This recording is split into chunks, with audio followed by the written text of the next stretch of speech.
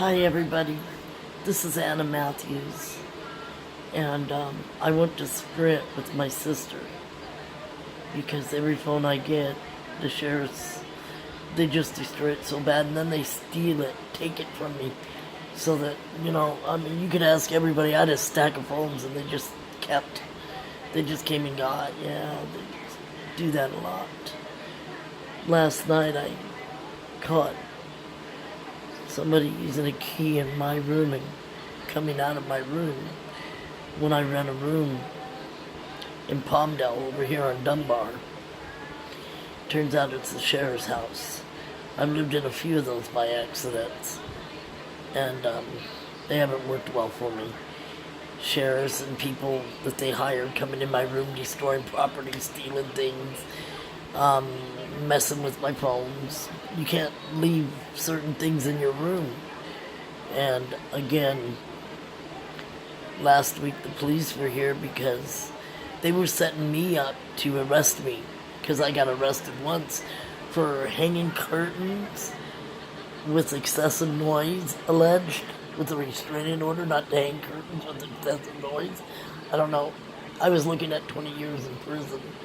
See, I was a receptionist somewhere out in Lancaster, and I walked into Lee Baca with other sheriffs, city officials, judges, DAs, public defenders, local FBIs, and some other people, and he was paying them off, talking to them for their crimes, I guess they were making progress and having an increase.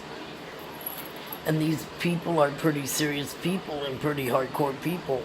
And they offered me a lot of money to shut my mouth because I walked in these meetings 7 times.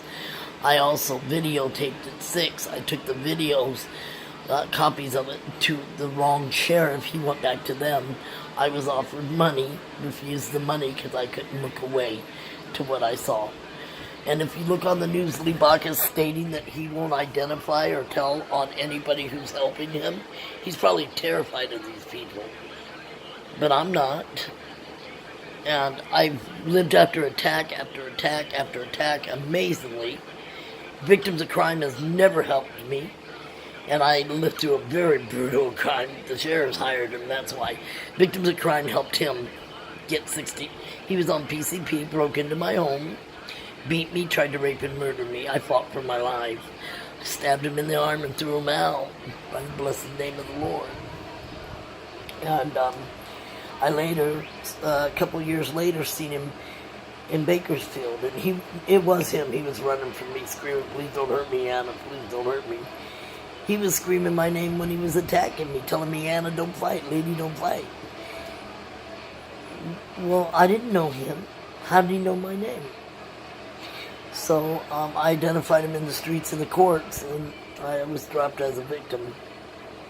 And the reason why is because they had hired him, and they tried to make it look like I was the one that broke into my own home, beat myself, and tried to rape and murder myself. Oh, him. I broke into his home because he wound up with and I went to Anita Baker in Bakersfield. And, I for victims of crime, and I've done everything to try to get this money.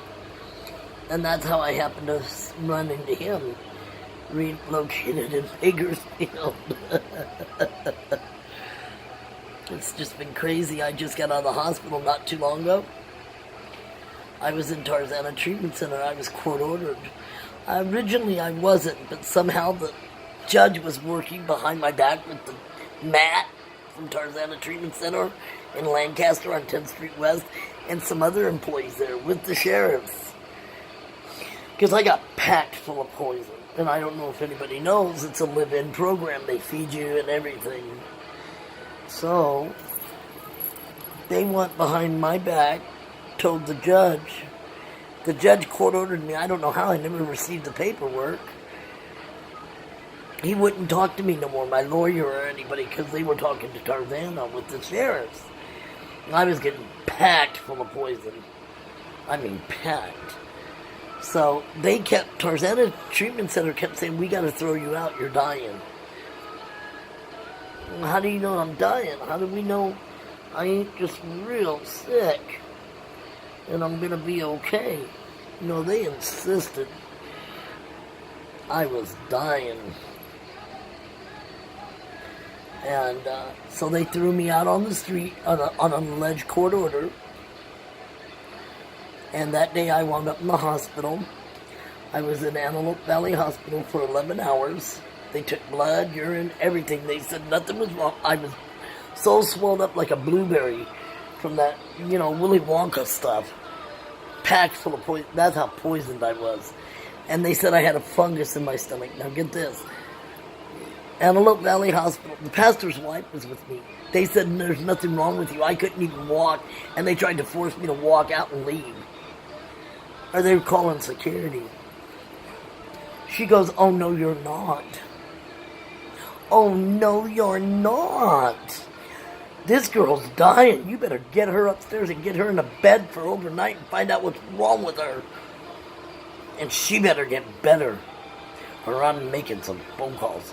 They had me upstairs in minutes. It was a couple of nurses. And they got in trouble later. Because they called for forensic files. They said, there's no way this type of fungus could have got in this girl without somebody putting that in her. It was in my womb. And the poison was so bad. They said somebody was trying to kill her. So they reported it to forensic. Forensic came to me and said, "Honey, who wants you dead?" And I told them, Lancaster Sheriffs, Lee Bonk and them, because I walked into that criminal ring. Detective Maggerly, Michael Rose, Steve Baker, John Cooper, who's now in Florida, Michael Antenovich's office, RX Paris, James Lake. If Guyton had to push me out of that building that day, I might not be here now, because that Italian guy in that meeting, he was fine too. He was a fine sicko. Murderous sicko. No, not that. That's sad. You can look that good and be that. Anyways, I lost my teeth, not my vision. So, anyways, I try to throw in jokes. This is very painful. I've been out of the hospital a little over a month, and nobody's been arrested or questioned. Sheriffs are still coming in my room, taking my property, destroying it, following me, harassing me, stealing stuff from me. I'm going to Airport Courthouse, 9th floor, room 92 on August 14th. The judge keeps making morning appointments he knows I can't make. I come from Lancaster. Somebody put a knife in my purse. They kept putting me through the thing at the court. I found it. I go through my stuff before I go to court. You never know, because I was missing my steak knife and I couldn't find it. And I told somebody from the church, I said, I've got a bad feeling. Something funny's going on. They thought I was a little paranoid. They even broke that knife. They made it look like I was bringing a shank in. I'm not stupid yet, no. I wouldn't bring a steak knife to court. And they made it look like I was doing it intentionally as a weapon, so it looked like I was breaking a law so they could arrest me. Because hanging curtains, I was looking at 20 years. I had a $150,000 bail. I did time for that. They haven't paid me back for that. Plus, they kept most of my property. And the people that illegally set me up with the sheriffs, they're still out. She just had a baby. A nice looking, and her daughter. That baby ain't safe. These people are very evil people.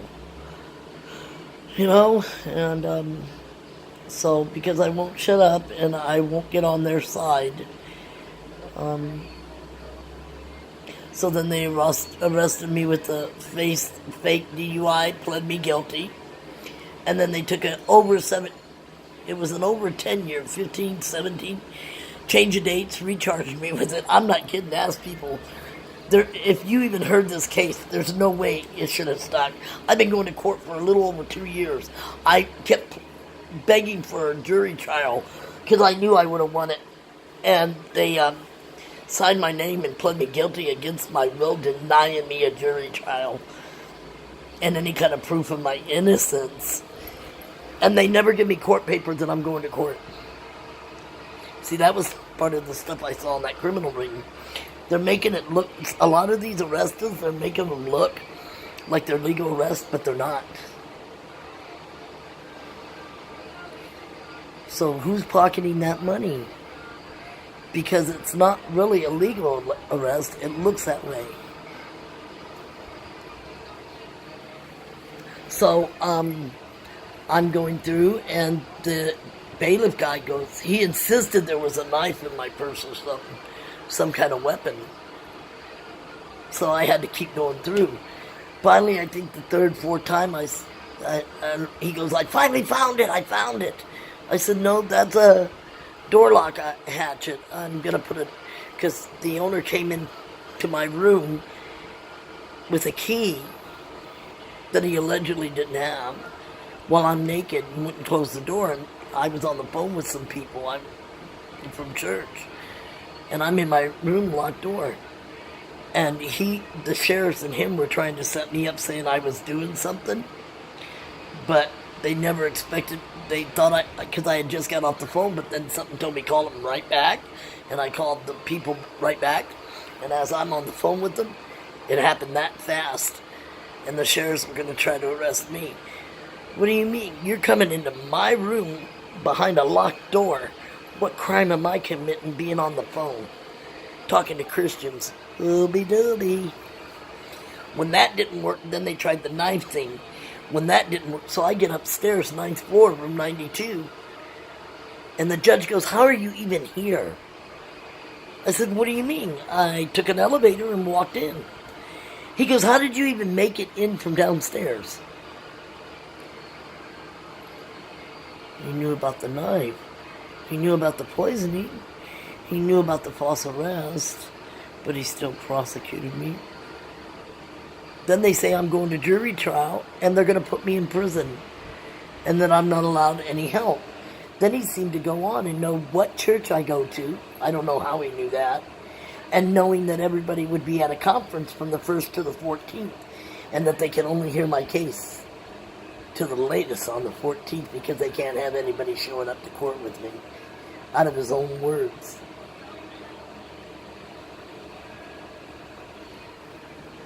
Now, if I'm such a liar, why are they going through all this trouble? And last night, I leave my room to go downstairs. Every time that man harasses me, and now they're trying to tell me I've got to move because they were caught in my room. He gave a 14-year-old boy a key to my room, and that kid's been coming in here. His mom and him just moved in. This guy rents a room illegally, but of course, sheriffs protect him. Now look at that. They took out the smoke alarm. The sheriff saw that, but have not enforced any laws with this guy. Which is illegal for him to even rent a room. And the air conditioner here, that thing, the air conditioner vent, is all you feel is hot air, even when their air conditioning's on. Now, everywhere in the house, you feel cold air, but not in here. It's the heat. And I'm not allowed the air conditioner when he's not there, which he's changed the rules. Then they try to tell me I can't cook. I need to eat out most of the time. Why am I even renting a room? And then they're trying to run up all the bills really bad. They told me, that they don't do certain things, and then they've been doing them to run up the bills to try to, run up my money, because I'm on a fixed income and I agreed to certain things. And then they're trying to throw me out, saying, so anyways, look, it's the sheriff's house.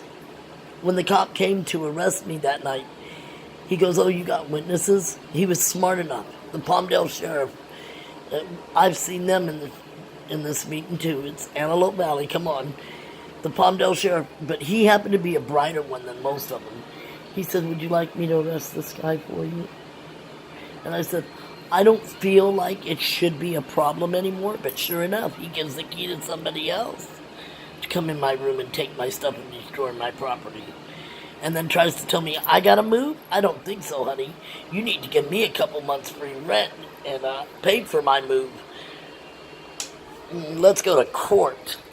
You're a bad person, and what you're doing is evil. So, anyways,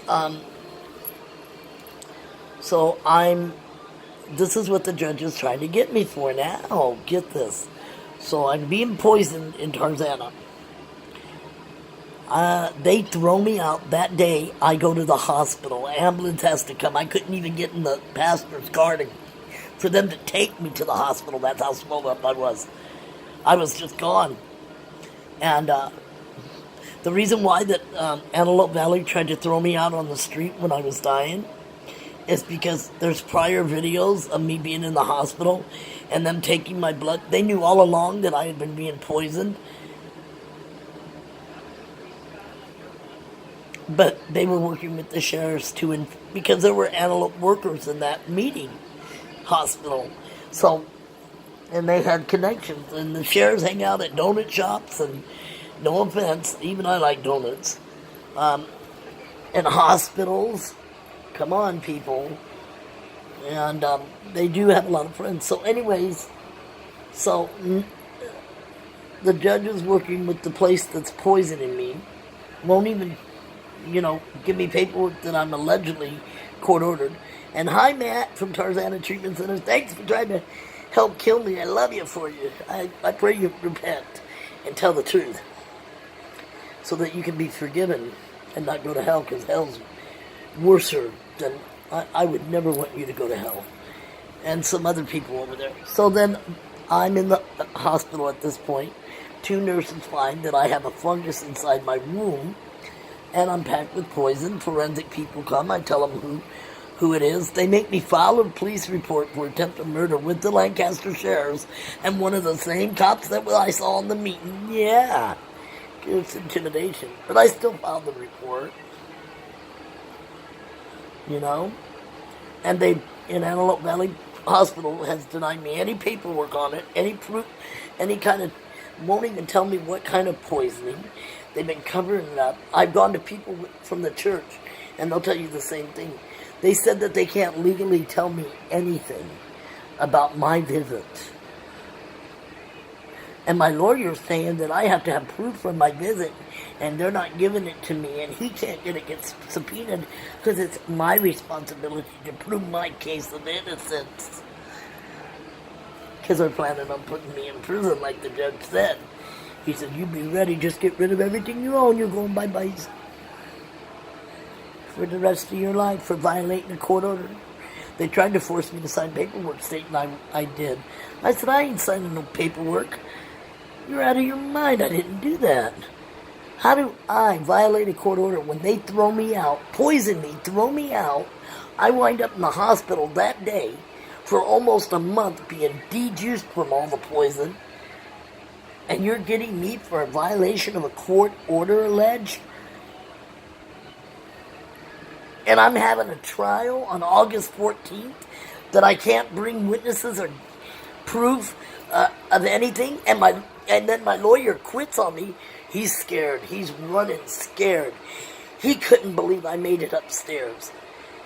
He was so scared. He just wanted all out of everything they were doing to me. But he's still involved to a lot of degrees. He's still going down. And they keep switching lawyers, which is illegal. That's Airport Courthouse, August 14th. 9th floor, room 92. And it happens to be an Italian judge. Do you think it was the one I saw in that meeting?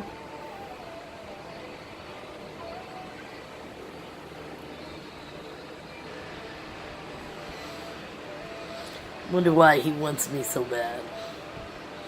No, Your Honor, I don't want that money. That's dirty money. They figure I'm criminal for not taking criminal money and working with them committing crimes. No, I'm moral. I believe in humanity and morals and conscience and conviction. I believe in justice for the children, for Tony, that little boy Tony, and the other kid, Gabriel. They got a park about this kid. Because these system people are in this criminal ring taking money and bribes instead of doing their jobs, and children are dying because of it. Somebody has to stand up to them. And you darn right, I'm the one. Come take my blood right now. I bet you find poison. Because I'm telling you, they got all... Come check this room. I'll show you the system that's hooked up.